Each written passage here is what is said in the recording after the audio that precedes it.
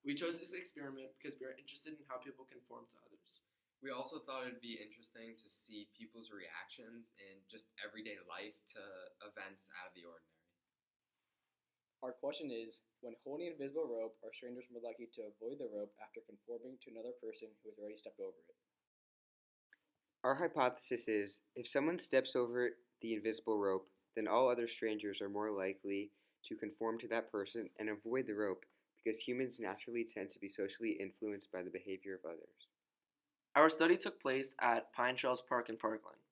The participants that were part of the experiment were people that walked by our setup in the park. The way we formed the experiment was we would have someone recording near a tree or a pole so they didn't look obviously part of the experiment. And then we would have two other people go over a sidewalk when people would walk by the sidewalk and pretend they were holding a rope. And the person or a group of people that walked by would think that they were actually holding a rope or a string. So then we would test how they reacted to it. The second part of the experiment was we would have a Confederate person that was part of our experiment walk over the pretend rope before the group or person walked over and see if the group or person would conform to the Confederate. Our three terms were conformity, the chameleon effect, and informational social influence. First, conformity is adjusting our behavior or thinking to coincide with group standard.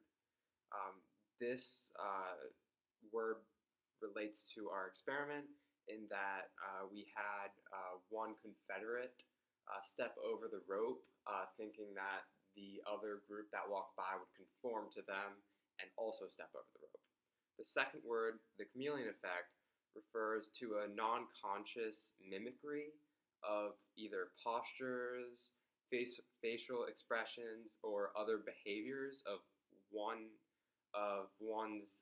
partner, such that one's behavior passively and unintentionally changes to match that person's behavior or posture. This related to the experiment in that it's a type of conformity in which groups could unintentionally conform to the Confederate and also step over the rope without even noticing. Our third word, informational social influence, is a type of social influence in which you conform to another person that you believe is true or that they're doing the correct thing. And this would relate as it's another type of conformity, and people that see our Confederate walking over the rope would think that they would think that the Confederate is doing the right thing and there's actually a rope there, so they're going to just follow their lead. Our fourth vocab word is normative social influence, which is a different type of social influence than informational.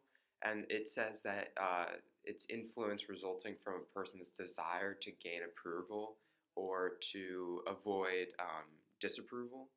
And we thought that this did not have an effect on our experiment because strangers didn't want to step over or not step over to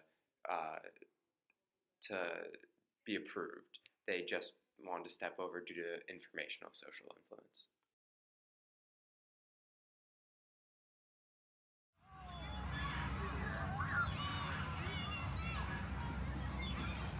They knew it was happening. Hey, what?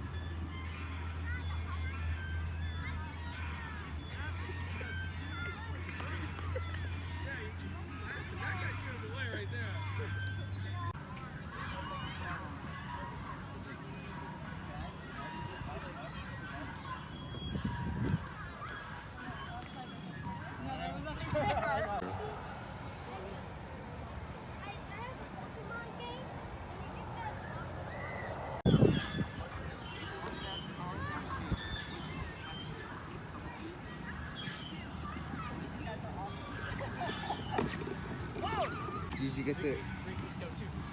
Yeah, I know, I got it. Can I pass through the rope or do I gotta go over it? You gotta put it up because I can't put my cart around it. You gotta put the rope up. Got it? All right. Thank you.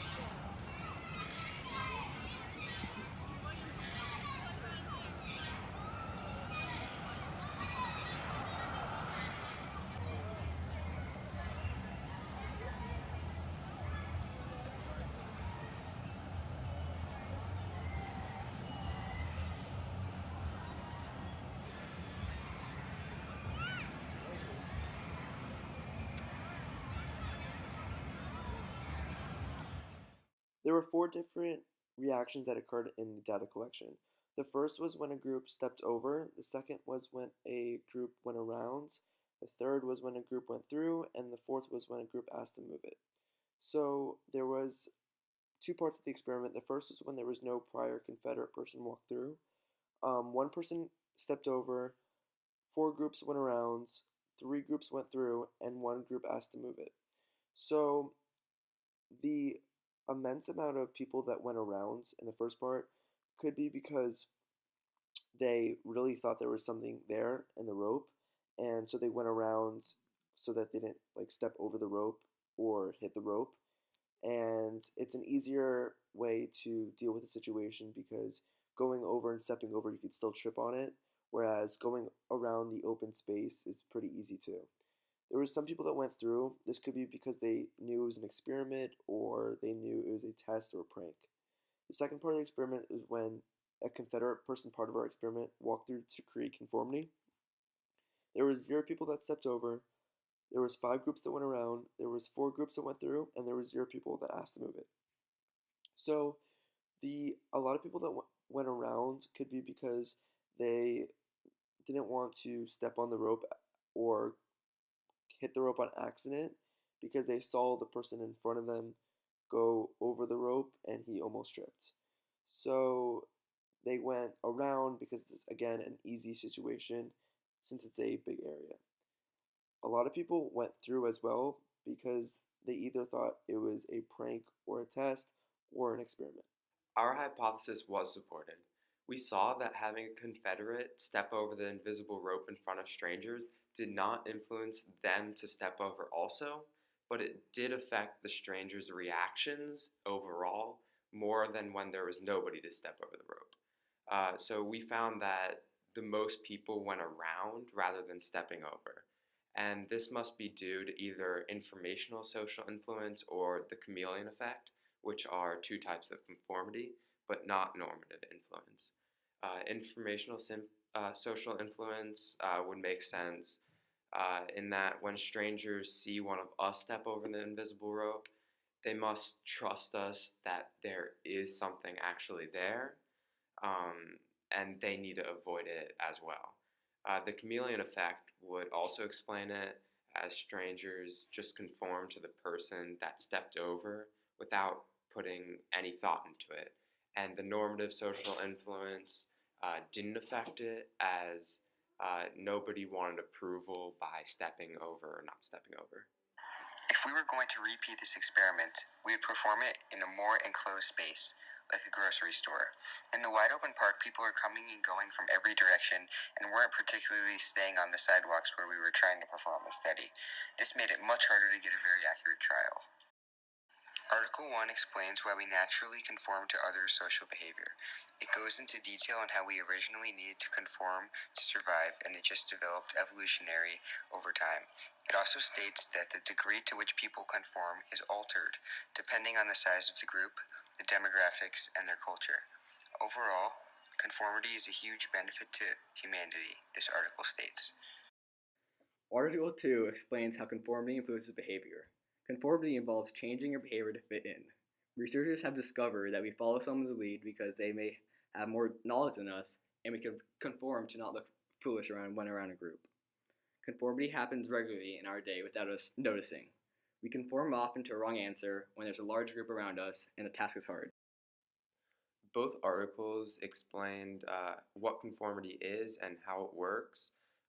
So this helped us to form our hypothesis, predicting that conformity will occur in our experiment.